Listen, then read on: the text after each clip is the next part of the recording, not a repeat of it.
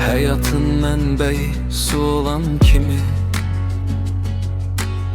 suyunda mənbəyi yenə torpaqdır. Mənim həyatımın əvvəl axırı torpağa bağlanıb bağlanasaqdır.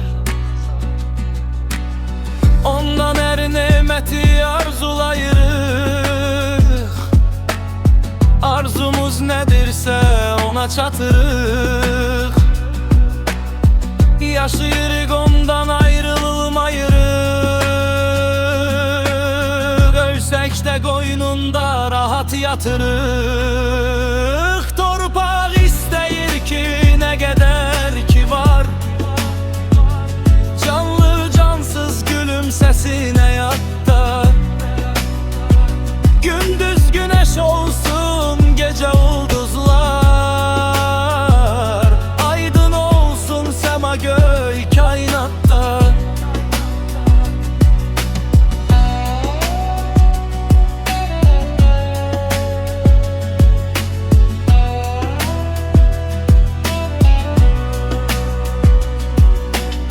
Sema aydın olsa güneş nur saçar, güneşin nurundan həyat canlanar.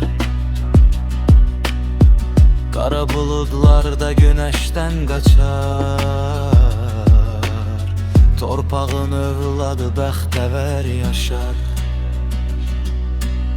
Torpaq istəməz ki öz övladları onun sinəsinə nahaq qan töksün.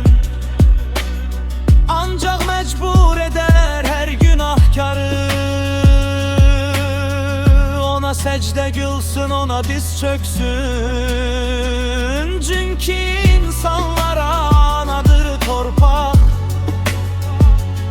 onları böyüdüb yaşadan odur. Ona sadiq qalıb minnətdar olmaq övladın anaya vacib borcudur. Torpaq istəyir ki, nə qədər ki var, canlı cansız gülümsəsin həyatda. Gündüz güneş olsun, gecə ulduzlar, aydın olsun sema göy kainatda. Çünki insanlara anadır torpaq, onları böyüdüb yaşadan odur. Ona sadiq qalıb minnətdar olmaq övladın anaya vacib borcudur.